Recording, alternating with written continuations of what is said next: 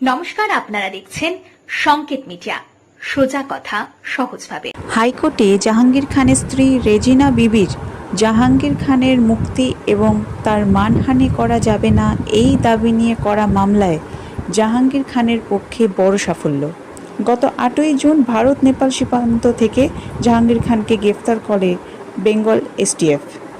তাকে নিয়ে যাওয়া হয় ডায়মন্ড হারবার কোর্টে। এরপর 5 দিনের পিসি হয় তার তদন্তের স্বার্থে। তাকে নিয়ে আসা হয় ফালতা থানায়। আর তারপর থেকেই প্রতিদিন পুলিশ তাকে এলাকায় ঘোরাতে থাকে, কখনো হাফ প্যান্ট পরিয়ে, কখনো কোমরে দড়ি বেঁধে, আবার কখনো বলা হয় কান ধরে উঠবোস করতে, কখনো বলা হয় হাত জোর করে ক্ষমা চাইতে।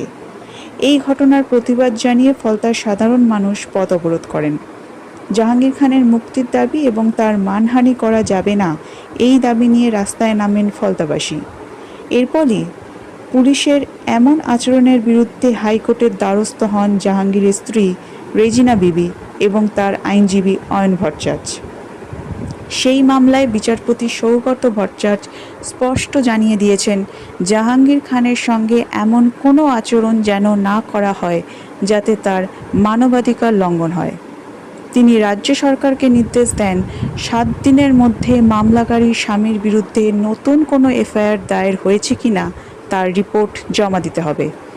জাহাঙ্গীরকে প্রকাশ্যে হাফ প্যান্ট পরিয়ে ঘোরানোর বিষয়ে আদালতের রায়কে সম্মান জানিয়ে রাজ্য সরকার আশ্বাস দিয়েছে, আগামীতে তার সঙ্গে এমন কোনো আচরণ করা হবে না যাতে তার মানবাধিকার লঙ্ঘন হয়।